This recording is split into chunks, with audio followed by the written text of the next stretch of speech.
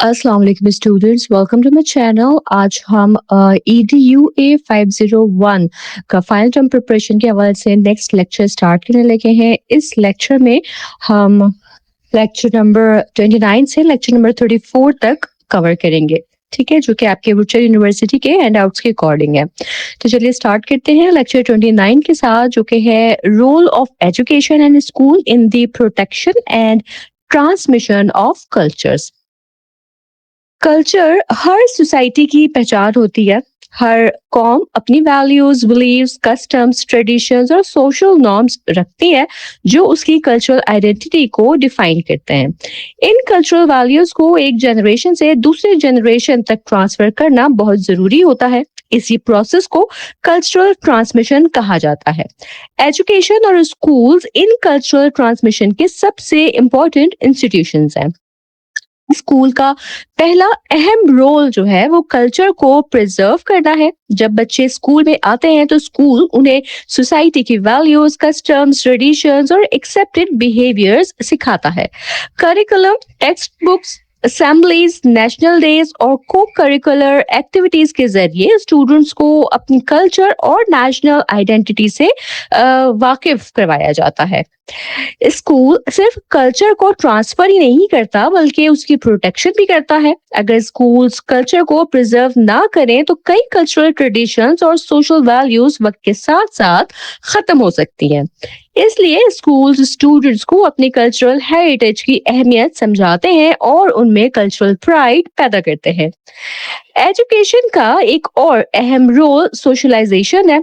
School students को ये सिखाता है कि सोसाइटी में किस तरह रहना है, दूसरों के साथ किस तरह इंटरेक्ट करना है और सोशल रिस्पॉन्सिबिलिटीज किस तरह परफॉर्म करनी है।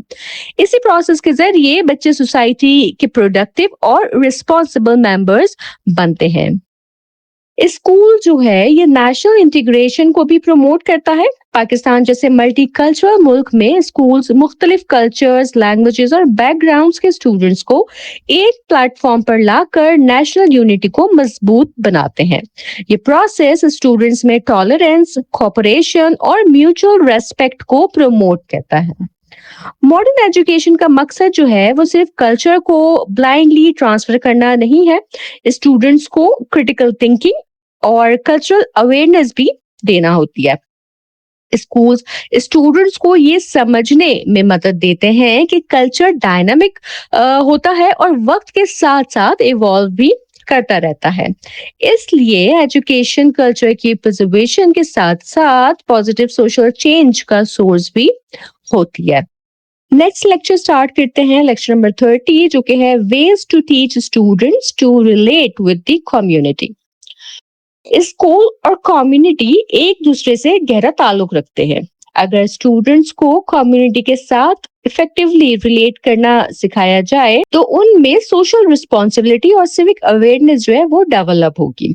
इसलिए टीचर्स और स्कूल्स की रिस्पॉन्सिबिलिटी है कि स्टूडेंट्स को community based learning experiences provide करें। स्टूडेंट्स को कम्युनिटी से रिलेट करने का पहला तरीका कम्युनिटी पार्टिसिपेशन है। स्कूल्स स्टूडेंट को कम्युनिटी सर्विस एक्टिविटीज में इन्वॉल्व कर सकते हैं जहां वो प्रैक्टिकल एक्सपीरियंसेस हासिल करते हैं और सोसाइटी के इश्यूज को समझते हैं। दूसरा तरीका ये है कि फील्ड विजिट्स और एजुकेशनल टूर्स। जब students hospitals, libraries, museum, historical places और कम्युनिटी ऑर्गेनाइजेशंस का विजिट करते हैं तो उनकी अंडरस्टैंडिंग और अवेयरनेस बढ़ती है। वो क्लासरूम नॉलेज को रियल लाइफ सिचुएशंस के साथ कनेक्ट कर पाते हैं। टीचर स्टूडेंट्स को कम्युनिटी प्रोजेक्ट्स में भी इन्वॉल्व कर सकते हैं। ट्री प्लांटेशन कैंपेन हो गए या क्लीनलीनेस ड्राइव, अवेयरनेस कैंपेन और सोशल वेलफेयर एक्टिविटीज जो होती हैं ये स्टूडेंट्स को रिस्पॉन्सिबल सिटीजनशिप सिखाती हैं। इस तरह स्टूडेंट्स को सोसाइटी की नीड्स और प्रॉब्लम्स का प्रैक्टिकल नॉलेज मिलती है। ठीक है, कम्युनिटी रिसोर्स पर्संस को स्कूल में इनवाइट करना ये भी एक बहुत इफेक्टिव स्ट्रेटेजी है।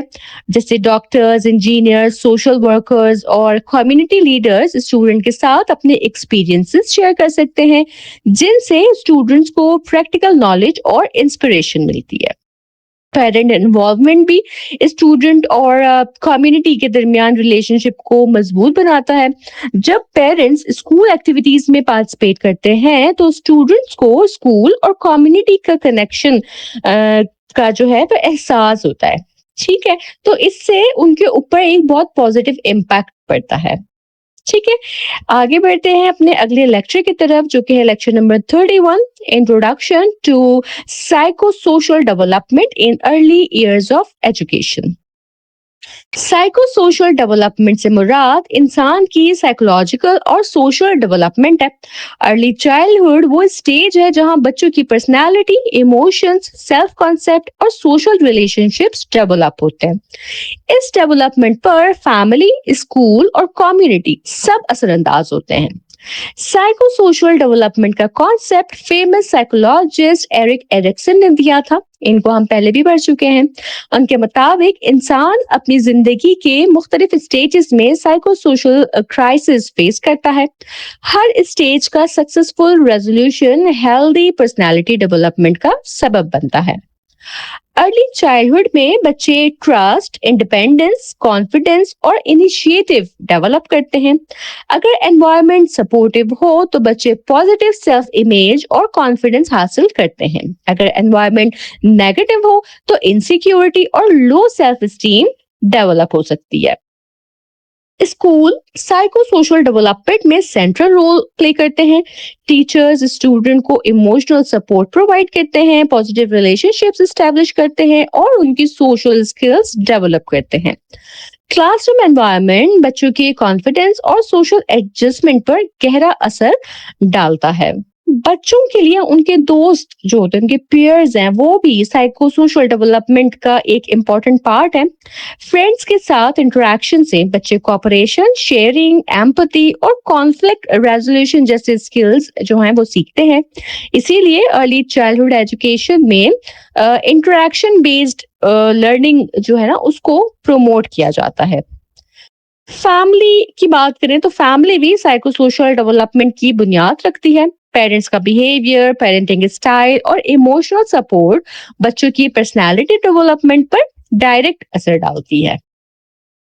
ठीक है जी, इसके बाद जो है वो हम आगे बढ़ते हैं अपने नेक्स्ट लेक्चर की तरफ, जो कि है importance of early childhood education. Early childhood education से मुराद वो एजुकेशनल एक्सपीरियंसेस होते हैं जो बच्चे स्कूल में इनिशियल ईयर्स में हासिल करते हैं। रिसर्च के मुताबिक जिंदगी के पहले चंद साल ब्रेन डेवलपमेंट के लिए बहुत क्रिटिकल होते हैं। इसीलिए अर्ली चाइल्डहुड एजुकेशन को एजुकेशनल सिस्टम का सबसे इम्पोर्टेंट स्टेज माना जाता है। अर्ली चाइल्डहुड एजुकेशन बच्चों की कॉग्निटिव, सोशल, इमोशनल और फिजिकल डेवलपमेंट को सपोर्ट करती है। इस स्टेज पर हासिल की गई लर्निंग फ्यूचर एकेडमिक सक्सेस की फाउंडेशन बनती है।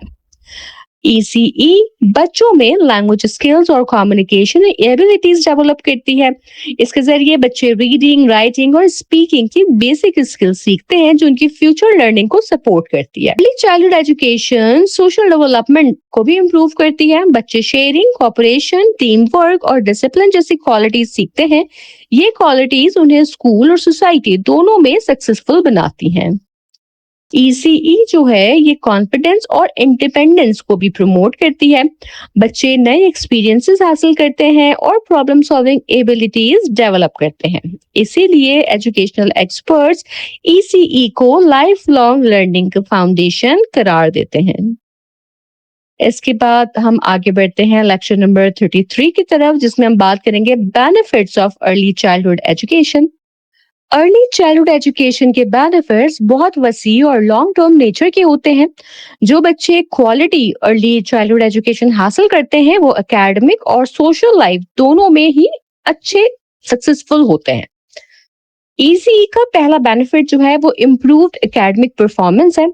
रिसर्च बताती है कि प्री स्कूल और ECE प्रोग्राम्स अटेंड करने वाले बच्चे फ्यूचर में बेटर एकेडमिक रिजल्ट्स हासिल करते हैं। दूसरा बेनिफिट है इसका कि सोशल डेवलपमेंट। बच्चे कोऑपरेशन, कम्युनिकेशन और सोशल एडजस्टमेंट की स्किल्स सीखते हैं जो उन्हें पॉजिटिव रिलेशनशिप्स एस्टैब्लिश करने में हेल्प करती है। थर्ड बेनिफिट है इसका इमोशनल डेवलपमेंट। ईसी बच्चों को अपने इमोशंस को समझने और कंट्रोल करने में मदद देती है। इससे सेल्फ कॉन्फिडेंस और इमोशनल स्टेबिलिटी जो है वो डेवलप होती है। ईसीई क्रिएटिविटी और प्रॉब्लम सॉल्विंग स्किल्स को भी एनहांस करती है। इंटरैक्टिव लर्निंग एक्टिविटीज बच्चों की क्यूरियोसिटी और इमेजिनेशन को प्रमोट करती हैं। फिजिकल डेवलपमेंट भी ईसी का एक अहम बेनिफिट है। आउटडोर प्ले और फिजिकल एक्टिविटीज बच्चों की मोटर स्किल्स और ओवरऑल हेल्थ को इम्प्रूव करती हैं। लॉन्ग टर्म पर्सपेक्टिव से अगर देखें ना, तो ECE future educational success, employment opportunities और सोशल एडजस्टमेंट को इम्प्रूव करती है। ठीक है, नेक्स्ट हम चलते हैं लेक्चर नंबर 34 की तरफ, जिसमें हम बात करेंगे स्कूल, फैमिली, कम्युनिटी पार्टनरशिप की। स्कूल, फैमिली और कम्युनिटी बच्चों की एजुकेशन के 3 बुनियादी पिलर्स हैं। जब ये तीनों इंस्टीट्यूशंस मिलकर काम करते हैं तो स्टूडेंट्स की लर्निंग और डेवलपमेंट जो है वो बहुत इम्प्रूव हो जाती है। स्कूल, फैमिली, कम्युनिटी पार्टनरशिप से मुराद स्कूल, पेरेंट्स और कम्युनिटी मेंबर्स का मिलकर स्टूडेंट की सक्सेस के लिए काम करना है। रिसर्च के मुताबिक जब पेरेंट्स और कम्युनिटी स्कूल एक्टिविटीज में एक्टिवली पार्टिसिपेट करते हैं तो स्टूडेंट्स की एकेडमिक परफॉर्मेंस जो है वो बेटर होती है। फैमिली बच्चों की पहली एजुकेशनल इंस्टीट्यूशन होती है। बच्चे अपनी इनिशियल वैल्यूज, लैंग्वेज और बिहेवियर्स घर से ही सीखते हैं। स्कूल जो है वो इन लर्निंग एक्सपीरियंसेस को फर्दर डेवलप करता है और कम्युनिटी प्रैक्टिकल एक्सपोजर प्रोवाइड करती है। इफेक्टिव पार्टनरशिप के लिए कम्युनिकेशन बहुत इंपॉर्टेंट है। टीचर्स और पेरेंट्स के दरमियान रेगुलर कम्युनिकेशन स्टूडेंट्स की प्रोग्रेस को मॉनिटर करने और प्रॉब्लम्स को सॉल्व करने में हेल्प करती है।